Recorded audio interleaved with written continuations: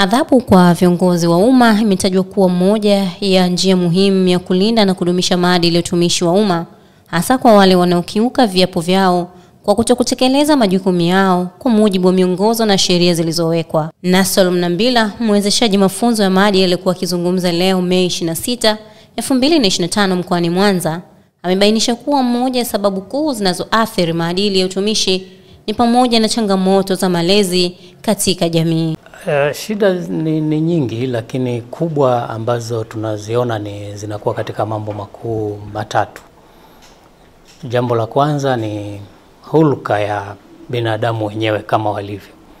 Hulka ya binadamu ya kujiona yeye, kujitanguliza yeye, kutanguliza maslahi yake yeye kuliko maslahi ya taifa.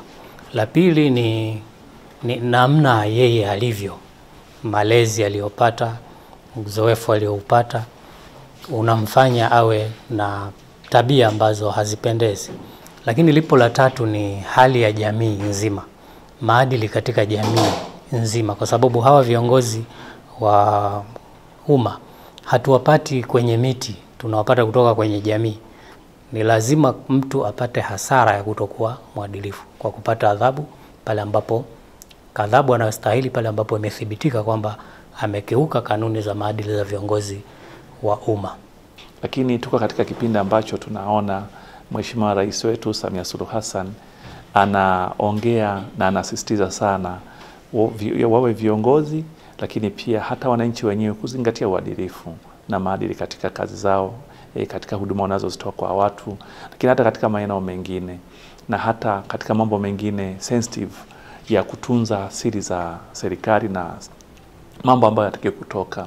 Kwa hiyo mafunzo haya ni mahususi kwa viongozi wote ambao wako kwenye hiyo sheria ya maadili, hasa section 4, section ya 4 ya sheria hiyo. Tukimaliza mafunzo haya, natarajia tuone watu wanakwenda kubadilisha taratibu, watu wanakwenda kujenga utamaduni wa maadili na uadilifu kazini. Mafunzo haya ni muhimu sana kwa viongozi na watumishi wa umma kwa ujumla, kwa sababu yanatukumbusha kufuata taratibu na miongozo ambayo inasimamia utumishi wa umma. Kwa hiyo naamini katika mafunzo haya tutapata uelewa zaidi wa nini tunatakiwa kufanya, na atatusaidia kufanya improvement katika kusimamia taasisi zetu. Upo umuhimu wa kuhakikisha kuwa tunalinda na kujenga utamaduni wa kuzingatia maadili katika taasisi na mashirika tunayoongoza na jamii kwa ujumla. Maadili yana umuhimu mkubwa katika utawala na maendeleo ya nchi, kwani yanasaidia kujenga imani ya wananchi kwa viongozi wa serikali kwa ujumla. Yanasaidia kuhakikisha rasilimali za umma zinatumika kwa maslahi ya watu wote.